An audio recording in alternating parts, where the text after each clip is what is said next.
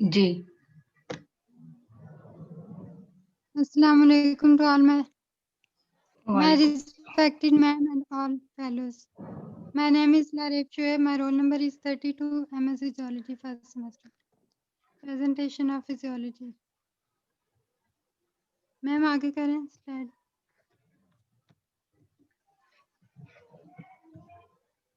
Today I am telling about the present. My presentation topic is placenta. Now the intro of placenta. Placenta is a temporary membranous vascular organ that develops in females during pregnancy. यानी कि placenta temporary membranes vascular organ है जो कि develop होता है females में pregnancy के दौरान. It forms a link between the foetus and mother. ये लिंक फॉर्म करता है मदर और फीटस के दरमियान.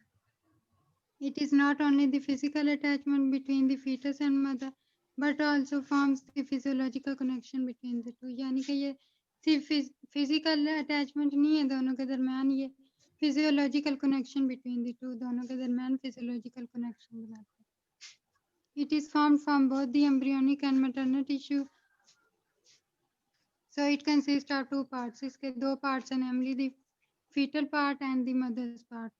It is connected to the fetus by umbilical cord. ये connect होता है fetus के साथ by umbilical cord within which contain blood vessels, जो कि contain करती है blood vessels and connective tissue.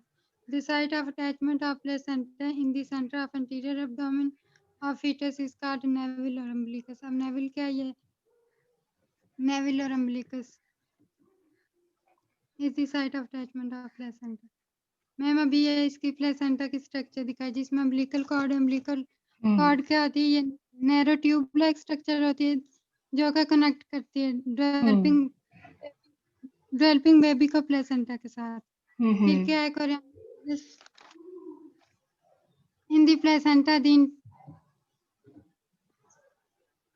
Ma'am पीछे करें, मैं स्ट्रक्चर का बता रही हूँ. फिर मैटरनल वीन्स के बारे में बताया. इंटरविलर स्पेस, ये कौन सी स्पेस होती है? Space is the space between chorionic villi and it contain maternal blood. ये क्या कंटेन करती है? मैटरनल ब्लड इसमें होती है. फिर आगे मैटरनल आर्टरी के बारे में बताया. फिर फीटल आर्टरी. मैम बस मेरी है. ठीक. This is all about my presentation. Next कौन सा स्टूडेंट है? Assalamu alaikum everyone. I am Linda Shafiq. Today the topic we have been assigned for the presentation is endocrine functions of placenta. Further talking about the functions of placenta, we must include that placenta involves four functions, major functions that it performs, in which we will talk about nutritive functions, respiratory functions, excretory functions, and endocrine functions. The hormones which are released by endocrine, like progesterone, estrogen, human chorionic gonadotropin, and then we have human chorionic somatomamotropin hormone, and on the fifth number we have relaxin hormone, which are released by endocrine placenta. The first function of placenta is nutritive function. It provides nutrition to the fetus, developing fetus, through placenta. And then excretory functions, the lungs of the fetus are non functioning होते हैं. fetus के जो lungs होते हैं वो non functioning होते हैं, तो इस वजह से उनको जो ऑक्सीजन की फ्राहमी होती है वो थ्रू मदर होती है और वो प्लेसेंटा के जरिए होती है. Further moving on to excretory functions, जो वेस्ट प्रोडक्ट्स होते हैं वो एक्सक्रीट होते हैं थ्रू प्लेसेंटा मदर के अंदर, and then they are further passed out through the body. And endocrine functions में हमने देखा प्रोजेस्टेरोन, ये हार्मोन्स है जिनको हम फर्दर डिटेल में डिस्कस करेंगे. Moving on to the first hormone which is, ma'am next slide, ma'am next slide, which is human chorionic gonadotropin, HCG. It is normally called as HCG. It is a glycoprotein hormone, highest carbohydrate content of any human hormone. It contains basically two subunits होते हैं, alpha and beta. Alpha जो होता है, it is basically includes luteinizing hormone, follicle stimulating hormone and thyroid stimulating hormone. और जो beta सब unit होता है वो सिर्फ यूनिक होता है टू HCG.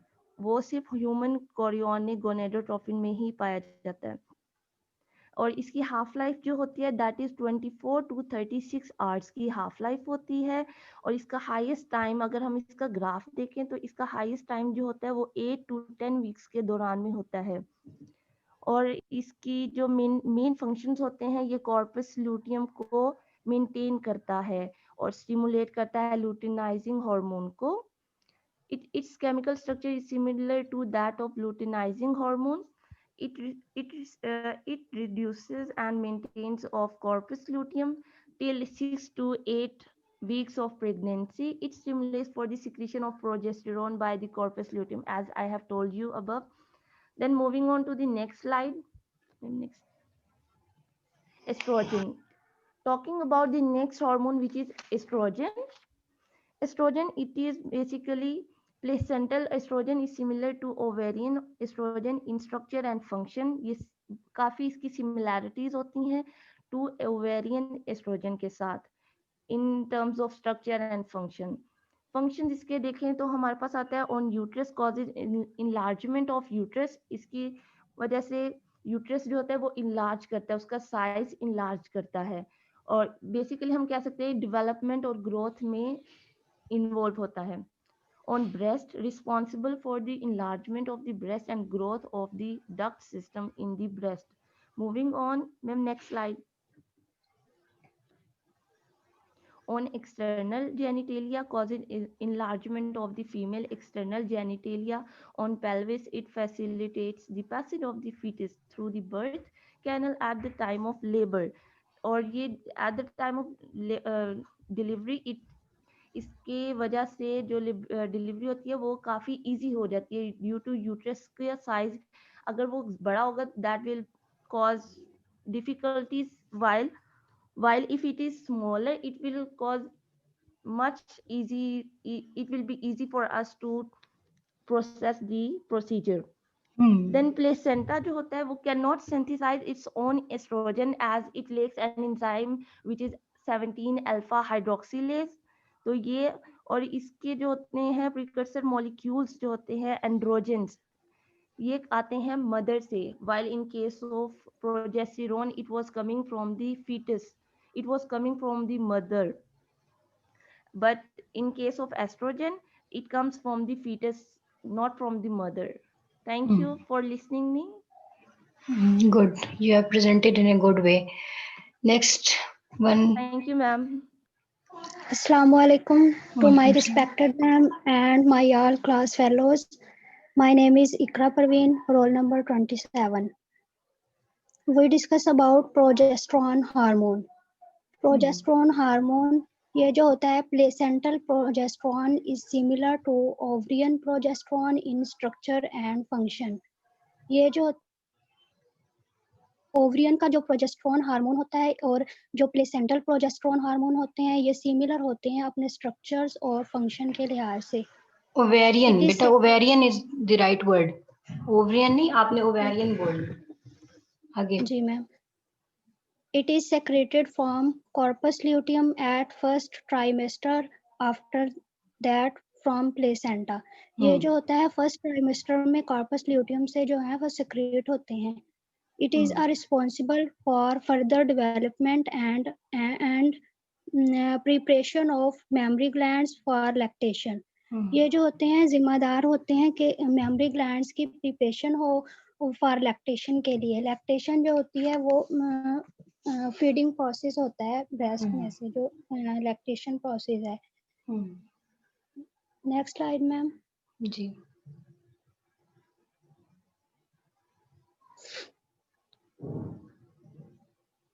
मैम नेक्स्ट बेटा नेक्स्ट ये human chorionic सोमैटोमेमोट्रोपिन.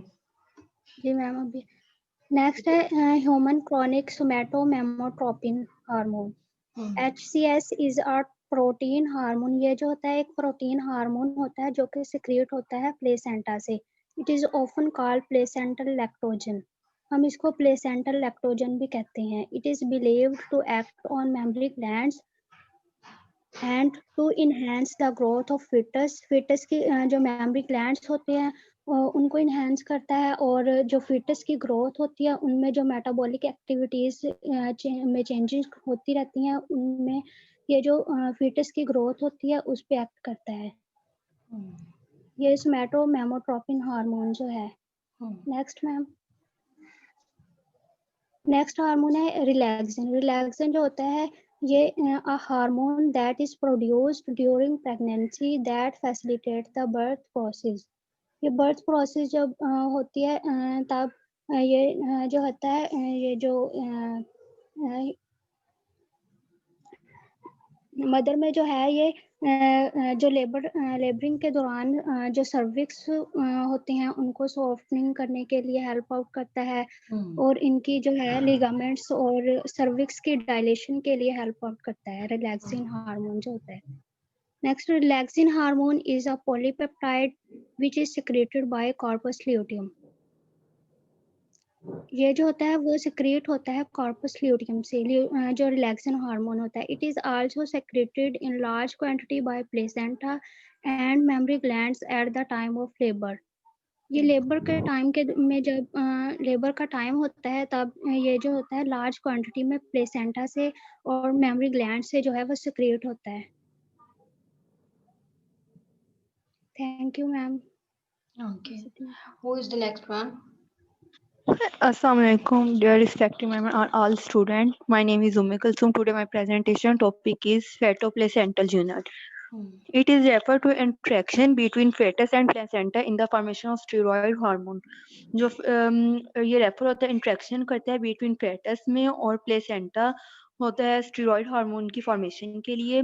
The interaction between fetus and placenta occur because some of the enzyme involved in steroid synthesis present in fetus and absent in placenta.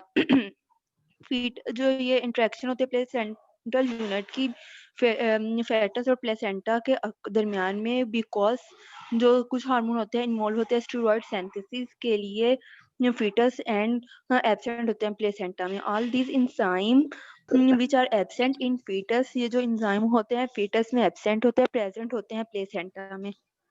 Ma'am next slide. Okay. Due to these interactions during synthesis of steroid hormone, fetus and placenta are together called fetoplacental unit.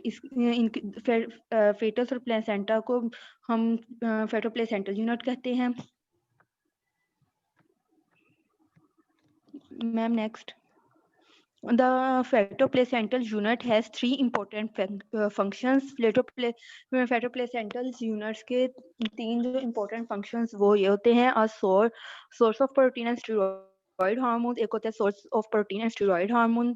Second one है selective barrier that determines the nature of the communication and interaction between the maternal and fetal endocrinological and physiological system. ये selective barrier होता है जो determine करता है nature of communications को और interaction करता है मैटरनल एंड फेट. और थर्ड वन है a participant is the control of fetal growth, development and endocrine functions and birth. Thank you ma'am. Okay. Next one. Assalamu alaikum, dear ma'am and my class fellow. My name is Fatma Mumtaz, roll number 21. Today our आवाज नहीं आ रही बेटा आपकी. Ma'am अब आ रही है आवाज? जी जी अब आ रही, बोले. अस्सलाम वालेकुम मैम वालेकुम सलाम. and class fellow. My name is Fatma Mumtaz, roll number 21.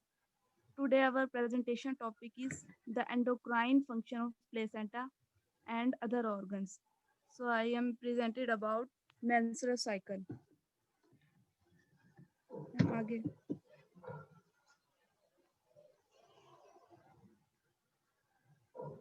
The menstrual cycle refers to the cycle in which woman's uterus grows and sheds a lining, the endometrium, which could support the development of a fertilized egg. Menstrual cycles के दौरान woman's uterus grow करती है और sheds a lining. ये endometrium lining है. ये blood vessels होती हैं, ये blood की vessels होती हैं. Menstrual cycle के दौरान के during यूट्रस ग्रो करेगा और ये जो लाइनिंग होंगी, एंडोमेट्रियम लाइनिंग होंगी, ये शेड होंगी और फर्टिलाइज्ड एग मींस जाइगोट की डेवलपमेंट को सपोर्ट करेंगी। जाइगोट को सपोर्ट करेंगी इनकी और इनकी फर्दर ग्रोथ कराएंगी। The duration of menstrual cycle is usually 28 days, but under physiological condition, it may vary between 20 and 40 days. इसकी changes during menstrual cycle. During each menstrual cycle series, changes occur in ovary and accessory sex organs.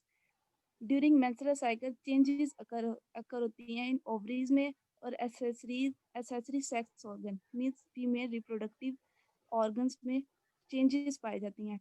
These changes are divided into 4 groups. Ovarian changes means जो ovary में changes पाई जाती हैं.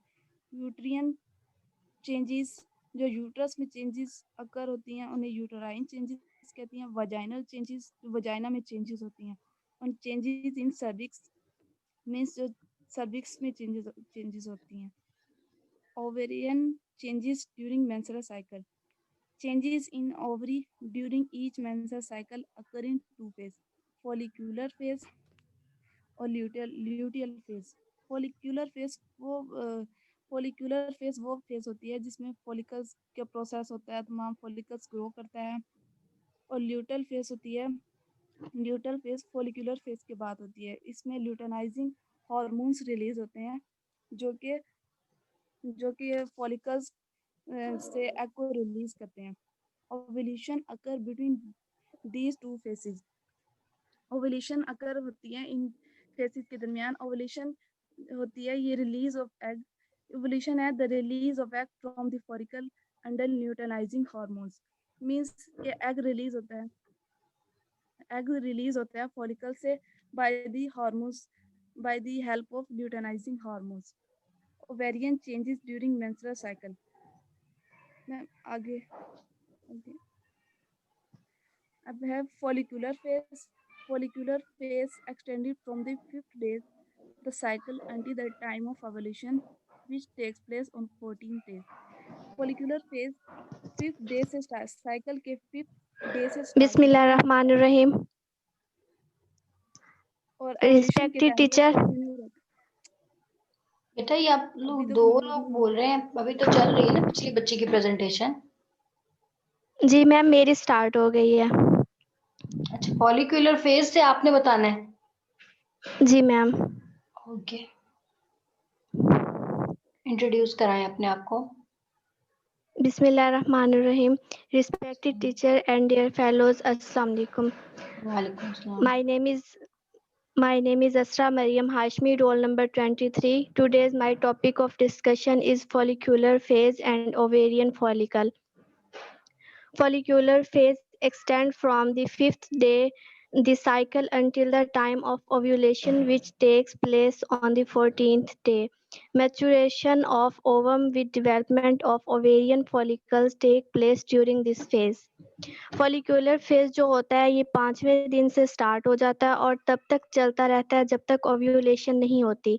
Ovulation का मतलब egg का बनना, और एग जो है वो 14th डे जाकर बनता है, यानी कि 5th डे से लेकर 14th डे तक फॉलिक्यूलर फेज रहता है. इसके बाद जो ओवम बनता है यानी जो एग बनता है मैच्योर होना स्टार्ट हो जाता है. With the development of ovarian follicle take place during this phase. और इस फेज के दौरान एग की मैच्योरेशन होती है और इसके साथ साथ जो ओवेरियन फॉलिकल्स होते हैं वो भी डेवलप होते हैं. Ovarian follicles. Ovarian follicles are glandular structure present in the cortex of ovary. The follicles gradually grow into a mature follicles through various stages. इस स्लाइड में हमने ओवेरियन फॉलिकल को डिस्क्राइब करना है. जो ये ओवेरियन फॉलिकल होते हैं ये ग्लैंडुलर होते हैं.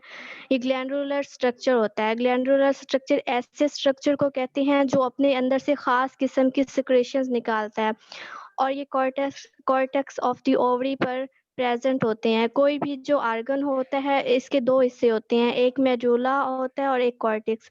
तो ये ओवरी के कॉर्टेक्स यानी इसके बाहर वाले सरफेस पर मौजूद होते हैं और ये अपने अंदर से सिक्रेशन एमिट करते हैं। जो फॉलिकल हैं वो ग्रेजुअली ग्रो करते हैं into mature follicles through various stages। अब ये स्टेजेस कौन कौन सी हैं? Primordial follicle, primary follicles, vesicular follicles, follicles और ग्रेफियन follicle। जो ये follicles हैं ये जाहिर बात है आहिस्ता आहिस्ता ग्रो कर जाते हैं और ये मुख्तलिफ स्टेजेस में से गुजरते हुए मैच्योर होते हैं। ये वो स्टेजेस हैं जिनसे गुजरने के बाद जो follicle हैं वो मैच्योर हो जाते हैं। Ma'am next slide. इसके अंदर हमें ये डायग्राम में दिखाया गया, ये प्राइमरी फॉलिकल है, primordial follicle, next secondary follicle और नेक्स्ट है जो एक ओवम की शेप में है मैच्योर वेजिकुलर फॉलिकल और इसके अंदर हम देख सकते हैं graafian follicle. Formation of corpus luteal, corpus luteum और ये कॉर्पस ल्यूटियम एक yellowish mass of progesterone secreting endocrine tissue that form immediately after ovulation from the ruptured Graafian follicle in the mammalian ovary। Thank you ma'am. अच्छा explain किया आपने। चलिए next, primordial follicle.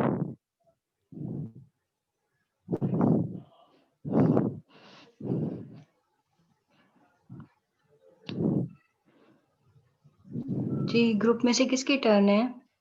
मेरा ख्याल है ये लास्ट मेंबर होगा प्राइमोर्डियल फॉलिकल जिसने एक्सप्लेन करना है। Yes ma'am. मैम इरम की बारी है। इरम प्रेजेंट है? मैम ये जी जी।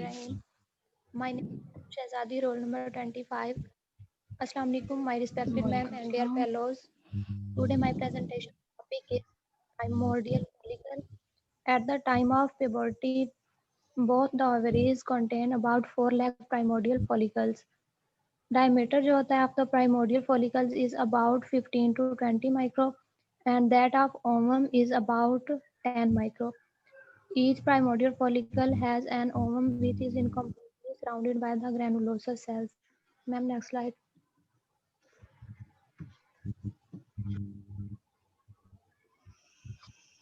And then primary follicle. Primordial follicle जो होते हैं becomes the primary follicle when ovum is completely surrounded by the granulosa cells. During this stage, the follicle and the ovum increases in size. Diameter of the follicle increases to 30 to 40 micro. Ma'am, next. Vesicular follicle. Under the influence of FSH and follicle stimulating hormone, about 6 to 12 primary follicles start growing and develop into vesicular follicles. Changes taking place during the development of vesicular follicle. इसमें changes होती हैं changes in granulosa cells and changes in ovum and formation of capsule. Ma'am, next slide. Graafian follicle है. Graafian follicle is the matured ovarian follicle with maturing ovum. Changes taking place during the development of Graafian follicle. Size जो होता है of the follicle increases about 10 to 12 millimeter. Follicle cavity जो होती है becomes larger and distended with fluid. Ovum attains maximum size. Ma'am, next slide. Zona pellucida becomes thick. Corona radiata becomes prominent. On the 14th day of the menstrual cycle, Graafian follicle is ready for the process of ovulation. Small spaces filled with fluid appear between the cells of the germ hill and outside the corona radiata. These spaces weaken the attachment of the ovum to the follicular wall. Ma'am, thank you. देखो बेटा, आप लोगों का topic था कि endocrine functions of placenta and the other body organs था ना। लेकिन आप लोगों ने ये जो डाला है अंदर मेंस्ट्रुअल साइकिल और ये इसकी जरूरत नहीं थी। इसमें से जो चीजें नहीं करने वाली वो मैं डिलीट कर रही हूँ क्योंकि इसकी जरूरत नहीं है अभी हमें। अगर हमने ये डिटेल में टॉपिक पढ़ना हुआ, आगे आप लोगों ने फिजियोलॉजी 2 भी मेरे पास ही पढ़ना है, तो फिर हम इसे देख लेंगे, अभी इसकी जरूरत नहीं है। लेकिन यहाँ तक हम फिर भी देख लेते हैं कि ये आपने कुछ जो है थोड़ा बहुत इंट्रोड्यूस कराया है, सही है। अब ये वाले हार्मोन्स तो ठीक है, एस्ट्रोजन बताया, प्रोजेस्टेरॉन, रिलैक्सिन, ये सब चीजें ठीक आ रही हैं, लेकिन आप लोगों ने अदर बॉडी ऑर्गन्स जो है ना उसको डिस्कस ही नहीं किया। अब आपके कितने स्टूडेंट्स रहते हैं, जिनके कितने ग्रुप्स रहते हैं आप लोगों के? 2 रहते हैं मैम, I think। मैम 2 रहते हैं अभी। ठीक है, तो फिर ग्रुप नंबर से ये मैंने आप लोगों को रेफरेंस भी बताया था कि आपने जो है जेपी की बुक में अदर ऑर्गन्स का साथ ही प्लेसेंटा एंड अदर ऑर्गन्स का टॉपिक दिया हुआ है, वहीं से आपने फॉलो करना था। उसमें ये है कि जैसे किडनी है, हार्ट है, उससे भी कुछ हार्मोन्स रिलेट जो है वो एक्सक्रीट आउट होते हैं जो हमारे रिलेटेड है इस टॉपिक से, एंडोक्राइनोलॉजी से, तो हम लोगों ने वो करने हैं। अभी खैर मैं आप लोगों को रिटर्न में भी टॉपिक बताती हूँ जो ग्रुप नंबर 6 के लिए, कि आप लोगों ने इस तरह से ये जो अदर बॉडी ऑर्गन्स हैं उनसे जो हार्मोन्स एक्सक्रीट आउट होते हैं वो आपने बताने हैं। अच्छा, आज जो हमने किया था टॉपिक, मैंने सुबह आपके साथ शेयर किया, वो आईज का हमने कंप्लीट कर लिया। ठीक है, अब हमारा जो नेक्स्ट है ना उसमें हमारे स्पेशल सेंसेस में कुछ चीजें चेंज हुई हैं, वो हम उसको करते हैं। आगे हमने कौन कौन सी पढ़नी बताती हूँ आपको। अच्छा, हमने स्पेशल सेंसेस के अंदर, आप लोगों की स्क्रीन पे जेपी की बुक आ गई है।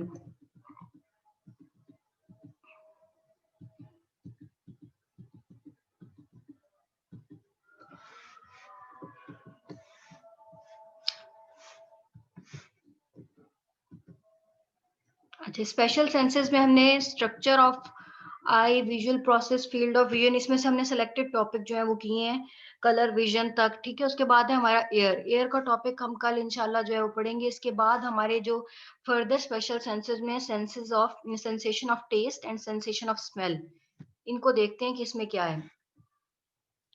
ठीक है, ये हम सबसे पहले किसको देख रहे हैं, सेंसेशन ऑफ आई जो है ये तो हम कंप्लीट कर चुके हैं स्पेशल सेंसेस। इसमें हमने जाना है नेक्स्ट सेंस की तरफ। एयर हम कल स्टार्ट करेंगे, ऑलमोस्ट 2 यूनिट्स इसमें से करेंगे हम, और वो उसको कंप्लीट कर लेंगे।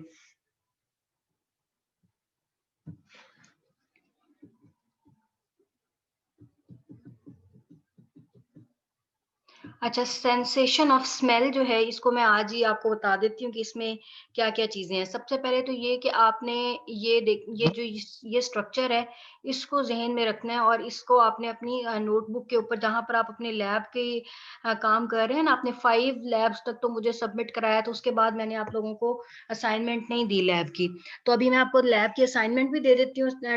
6 तक शायद कराया आपने, तो जो भी उसके बाद टॉपिक आता है उसकी असाइनमेंट भी डाल देती हूँ।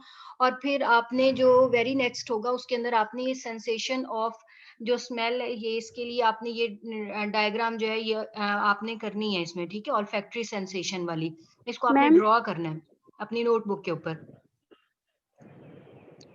मैम अस्सलाम वालेकुम। वालेकुम सलाम। मैम आपने 2 प्रैक्टिकल अभी फाइनल्स के दिए हैं, जी उनकी जी मतलब सबमिशन नहीं करवाई हमने, 6 और 7।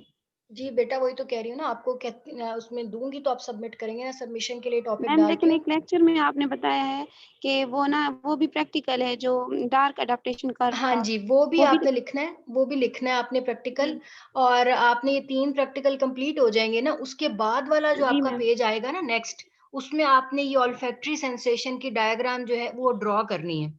ठीक है, इसका यस भी मैं मैम, आपको असाइनमेंट ऑफ लैब के नाम से डालूंगी ऑल्फैक्टरी सेंसेशन का, उसमें आप लोगों ने ये अपनी यस, डायग्राम बना के सबमिट करानी होगी। यस मैम, मतलब 4 हो जाएंगे आप इसको मिला के। हाँ जी, उसके बाद हमने जी, ऑडिशन ये करेंगे ना, ऑडिटरी वाला जो हियरिंग वाला आएगा, उसके अंदर ट्यूनिंग फोर्क से रिलेटेड 1-2 प्रैक्टिकल्स उसमें से बनाकर ही हम अपना कंप्लीट कर लेंगे। बाद में जब हम अपना कोर्स जो है इसको कंप्लीट करेंगे, तो इसमें से अगर हमारे पास लैब्स कम बन रही हुई तो हम यहाँ से ही कुछ, जिस तरह आप लोगों की प्रेजेंटेशन आ रही हैं, तो हम 1 या 2 प्रेजेंटेशन जो है वो आपकी लैब के उसमें डालकर इसको बैलेंस कर लेंगे, अपनी थ्योरी और लैब को, दोनों चीजों को। ठीक है, अभी ऑल्फैक्टरी के सिस्टम के बारे में पढ़ते हैं कि ऑल्फैक्टरी रिसेप्टर्स क्या होते हैं। Olfactory receptors situated in the olfactory mucous membrane which is modified mucous membrane that lines upper part of the nostril. ठीक है, अब olfactory mucous membrane consists of 10 to 20 millions of olfactory receptor cells supported by the sustentacular cells. Mucosa also contains mucus secreting Bowman's glands. Olfaction का जो सारा process है, इसमें ये आपका सारा जिस तरह से जो है वो स्मेल करने का प्रोसेस सारा इसके अंदर आते हैं। डिफरेंट टाइप्स ऑफ रिसेप्टर्स यहाँ पे इन्वॉल्व्ड हैं और ऑल्फैक्टरी रिसेप्टर सेल की स्ट्रक्चर ही आगे आपको बताएगी है कि वो किस तरह से होती है। इसमें भी उसी तरह से जिस तरह हमने आईज में देखा था बाइपोलर न्यूरॉन्स है, यहाँ पे भी बाइपोलर न्यूरॉन्स प्रेजेंट है और dendrites of this neuron is short and it has an expanded end called olfactory rod. ये भी हम आगे स्ट्रक्चर देखते हैं ना, उसमें यही सारी चीजें जो है वो बार बार देखेंगे कि किस तरह से ये जो है वो अपना रोल प्ले कर रही होती है। जैसे हम ये देखिए ना, ये म्यूकस मेम्ब्रेन है, ये उसके बाद ऑल्फैक्टरी रॉड्स हैं और ये सस्टेंटेकुलर सेल्स हैं और ऑल्फैक्टरी रिसेप्टर्स हैं। इन्हीं की डिटेल्स अभी हम पढ़ेंगे। उसी तरह यहाँ पे ये cribriform plate of ethmoid bone होती है। उसके बाद ऑल्फैक्टरी ग्लोमेरुलस है और ऑल्फैक्टरी बल्ब है और मिट्रल सेल्स हैं। ये सब रोल प्ले कर रहे होते हैं सेंसेशन के अंदर।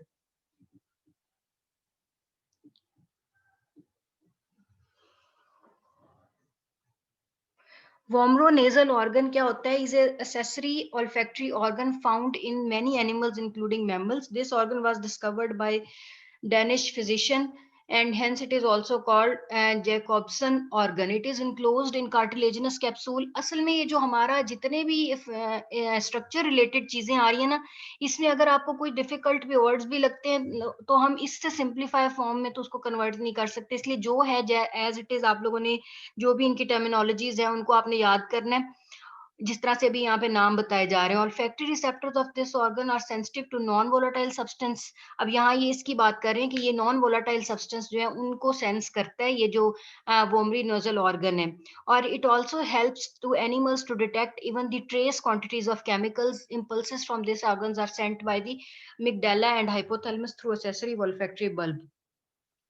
मेन बात यहाँ पे ये है कि ये वोमरी नेजल ऑर्गन जो है इसका बेसिक फंक्शन ये है कि ये एनिमल्स को हेल्प आउट करता है टू डिटेक्ट करने में केमिकल्स को। फिर वोमरी नेजल ऑर्गन्स का ह्यूमन बींग्स के अंदर क्या रोल है कि ये कंसिडर्ड एज वेस्टिजियल और नॉन फंक्शनल, यानी अब हमारे अंदर ये फंक्शनल फॉर्म में अपना काम नहीं कर रहा, वेस्टिजियल ऑर्गन्स में इसको कंसिडर किया जाता है। Recently, it is found that this organ is present in the form of Vomery nasal pits on the anterior part of nasal septum. Receptors of Vomery nasal pit detect odorless human pheromones or Vomery pharynx at a very low concentration in air. Refer ये आपको explain किया हुआ है किसी और chapter के अंदर। Main काम ये है कि हमारे जो मैमल्स हैं उसके अंदर इसका रोल, ह्यूमन बींग्स के अंदर यही है कि ये वेस्टिजियल ऑर्गन आ गया और इसका कोई खास जो है वो रोल नहीं होता। ऑल्फैक्टरी पाथवे जैसे भी हमने आगे देखे, axons of bipolar olfactory receptors pierce the cribriform palate of ethmoid bone and reach the olfactory bulb. ठीक है, ये आपको बता रहे हैं कि ये रिसेप्टर्स जो हैं ये क्राइब्री फॉर्म के अंदर से गुजरते हुए ऑल्फैक्टरी बल्ब तक पहुंचते हैं। Here the axon synapse with the dendrites of mitral cells. जो मिट्रल सेल्स है उनके साथ ये जहाँ पे जिस तरह से भी आपको नजर आ रहा है ना कि ये साइनैप्स बना रहे हैं, यहाँ से ये मिट्रल सेल्स आ रहे हैं और इधर से ये जो है ऑल्फैक्टरी रिसेप्टर्स हैं, तो ये दोनों न्यूरॉन्स आपस में मिलकर साइनैप्स बना रही हैं। With the dendrite of the mitral cell, different groups of these synapses form the globular structure जिसको हम olfactory glomeruli कहते हैं। Axons of the mitral cells leave the olfactory bulb and form the olfactory tract और यही olfactory tract जो है जो finally end करता है into olfactory cortex में through the intermediate and lateral olfactory stria। Olfactory cortex जो है यानी कि बेसिकली जो हमारे हम सिस्टम है, हमारा लिम्बिक सिस्टम का पार्ट है हमारे ब्रेन के अंदर, जो बेसिकली किसी भी सेंसेशन जो है ऑल्फैक्शन या किसी सेंस करेगा सेंसेशन को, बेसिक जो ऑर्गन होगा वो ऑल्फैक्टरी कॉर्टेक्स है। उसकी स्ट्रक्चर जो है उसमें limbic system the structures are interior olfactory nucleus, उसके बाद prepiriform cortex, olfactory tubercle and amygdala, ये चार जो है ये ऑल्फैक्टरी कॉर्टेक्स का पार्ट है। अब ट्रांसडक्शन कैसे होती है? Olfactory transduction is the process by which olfactory receptor convert chemical energy into action potential. जितनी भी रिसेप्टर्स काम करेंगे, सेंसेशन है उसमें होगा यही कि कोई भी फॉर्म ऑफ एनर्जी है वो फाइनली एक्शन पोटेंशियल में कन्वर्ट होगी और एक्शन पोटेंशियल में कन्वर्ट होकर हमारे ब्रेन तक उसका मैसेज जाएगा और फिर उसके अकॉर्डिंगली जो है वो रिस्पॉन्स आएगा। दी ओडोरिफेरस सब्सटेंस यानी कि जिनमें से कोई भी ऑर्डर निकलती है, कोई भी खुशबू हो या स्मेल हो किसी टाइप की भी, stimulate the olfactory receptors only if it dissolve in mucus. अगर वो म्यूकस के अंदर डिसॉल्व होगा देन रिसेप्टर्स सेंस करेंगे, covering the olfactory mucous membrane. इसीलिए जो हमने यहाँ पे देखा है सबसे पहले म्यूकस मेम्ब्रेन जो है वो प्रेजेंट है, इसमें कोई भी सब्सटेंस डिसॉल्व होगा देन दीज रिसेप्टर्स जो है वो उसको सेंस करेंगे और आगे लेके जाएंगे मैसेज को। Molecules of dissolved substances bind with the receptor proteins in the cilia and form substance receptor complex। हम शुरू से देख रहे हैं, जब हमने रिसेप्टर स्टार्ट में पढ़ा था तो हमने देखा था कि कोई भी जो है वो सब्सटेंस रिसेप्टर पर कैसे काम करता है कि उसके साथ या तो बाइंड कर लेता है या तो सेकंड मैसेंजर सिस्टम एक्टिवेट कर रहा होता है, तो वो किसी टाइप का भी वो चेंज जो प्रोड्यूस करता है उस चेंज के रिजल्ट में वो मैसेज आगे कन्वे होता है। तो यहाँ पर क्या काम हो रहा है कि molecules of dissolved substance bind with the receptor protein in the cilia and form substance receptor complex. Substance receptor complex activate adenylyl साइक्लेज that causes the formation of cyclic AMP. ये वो वाला मैकेनिज्म स्टार्ट हो जाएगा कि cyclic AMP बनेगी। Cyclic AMP in turn causes opening of sodium channel leading to influx of sodium and diminution of receptor potential। ये वही process है जो हम ऑलमोस्ट कई दफा डिस्कस कर चुके हैं कि फाइनली जो है कोई भी रिसेप्टर के साथ सब्सटेंस बाइंड हुआ, उसने किस किस तरह से चेंजेस डेवलप कर रहे हैं। उनमें से एक सिस्टम जो है वो साइक्लिक एएमपी की फॉर्मेशन है, जो कि at the end sodium channels को एक्टिवेट करती है, और सोडियम चैनल जब ओपन होते हैं तो उसके बाद एक्शन पोटेंशियल जनरेट हो जाती है, जो हमारा मिड से पहले का पोर्शन हमने एक्शन पोटेंशियल का पढ़ा था। Receptor potential causes generation of action potential in the axons of bipolar neurons। ठीक है, उसके बाद क्या क्लासिफिकेशन ऑफ ऑर्डर, कितनी टाइप्स की हमारे पास ऑर्डर्स आती हैं, उसमें यहाँ पे आपको ये 9 टाइप्स की बताई हुई है। एरोमेटिक और रेजिनियस ऑर्डर है, कौन कौन सी उसकी एग्जांपल्स हैं आगे, कैम्फर है, लेवेंडर है, क्लव एंड बिटर एलमंड है, ये सारी जो है इसके अंदर आ जाती हैं। फिर आपको एम्ब्रॉयसल ऑर्डर जैसे मुस्क है, उसके बाद बर्निंग ऑर्डर जैसे बर्निंग फीदर्स एंड टोबैको है, उसके बाद आपको इथीरियल ऑर्डर जैसे फ्रूट्स की, ईथर्स की, बीज वैक्स की फ्रेग्रेंस है। इसी तरह गार्लिक ऑर्डर है, गोट ऑर्डर है और रिपल्सिव ऑर्डर्स हैं। मेरा ख्याल है ये हमारा टाइम एंड हो रहा है, मैं दोबारा आपको भेजती हूँ तो उससे आप लोग करें। ये जहाँ पे थ्रेशोल्ड्स बताई हुई है सारी कि कितनी मिनिमम जो है वो डिसॉल्व होगी तो सब्सटेंस, तो उसकी ऑर्डर जो है वो आगे हमारे तक पहुंचेगी। Olfactory receptors are phasic receptors and adapt very rapidly within 1 second। Adaptation occurs up to 50%। फिर यहाँ पर डिफरेंट, जैसे मैंने आपको बताया अप्लाइड फिजियोलॉजी के अंदर नॉर्मलिटीज डिस्कस की जाती हैं, जैसे एनोस्मिया है, हाइपोस्मिया है और हाइपरओस्मिया है, कि ज्यादा इनको स्मेल आती है, कुछ लोगों को बिल्कुल ही नहीं आती और कुछ लोगों को कम स्मेल आती है। उसकी क्या क्या रीजंस हैं?